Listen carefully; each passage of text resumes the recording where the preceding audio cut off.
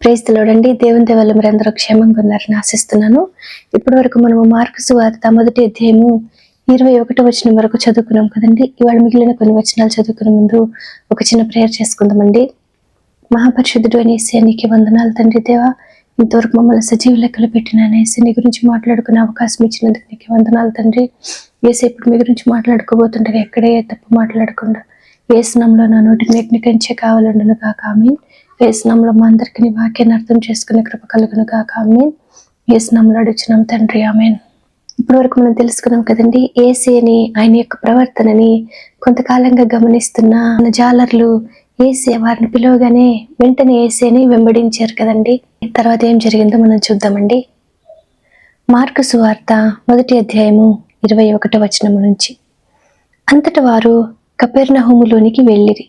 వెంటనే ఆయన విశ్రాంతి దినమున సమాజ మందిరములోనికి పోయి బోధించెను. ఆయన శాస్త్రుల వలె కాక అధికారము కలవాని వలె వారికి బోధించెను కనుక వారు ఆయన బోధకు ఆశ్చర్యపడిరి. ఆ సమయమున వారి సమాజ మందిరములో అపవిత్రాత్మ పట్టిన మనుష్యుడు ఒకడు ఉండెను. వాడు, నజరేయుడవగు యేసు, మాతో నీకేమి? మమ్ము నశింపచేయుటకు వచ్చితివా? నీవెవరవో నాకు తెలియను, నీవు దేవుని పరిశుద్ధుడవు అని కేకలు వేసెను. అందుకు యేసు, ఊరకుండుము, వానిని విడిచిపొమ్మని దానిని గద్దింపగా కదండి. ఇక్కడ మనం గమనిస్తే ఆ అపవిత్రాత్మ పట్టిన మనుషుడు యేసయ్య గురించి గొప్పగా చెప్తున్నాడు కదా. మరి యేసయ్య అతనిని ఎందుకు గద్దించారు, ఎందుకు ఊరకుండు అనేసి చెప్పారని మనం అనుకుంటాం కదండి.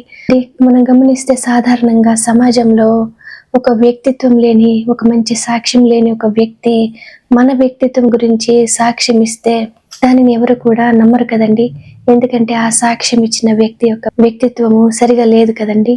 అందుకని ఇక్కడ యేసయ్య కూడా అపవిత్రాత్మ పట్టిన మనుషుడు యేసయ్య గురించి, ఆయన వ్యక్తిత్వం గురించి మాట్లాడుతుంటే ఊరకుండు అనేసి అతనిని గద్దించారంట కదండి. తర్వాత ఏం జరిగిందో మనం చూద్దామండి. 26వ వచనము.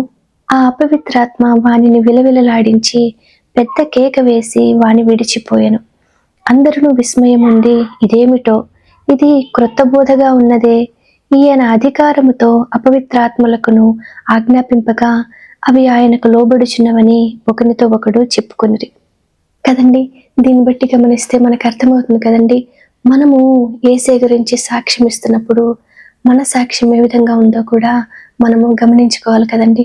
మన సాక్ష్యము సమాజంలో సరిగా లేకపోతే మనము యేసయ్య గురించి సాక్ష్యం ఇస్తున్నప్పుడు దానికి కూడా విలువ ఉండదు కదండి. దీనిని గమనించి మనందరం కూడా మన సాక్ష్యాన్ని పరిశుద్ధాత్మ సహాయంతో సరిగా కాపాడుకునే కృప యేసు నామములో మనందరికీ కలుగును గాక ఆమేన్. యేసు నామములో మనందరికీ సమాధానం కలుగును గాక ఆమేన్. ఇప్పటి వరకు మనం చదువుకున్నాము మార్కు సువార్త 1వ అధ్యాయము 21వ వచనం నుంచి 27వ వచనం వరకు. వాక్యాన్ని అర్థం చేసుకునే కృప యేసు నామములో మనందరికీ కలుగును గాక ఆమేన్. Praise the lord.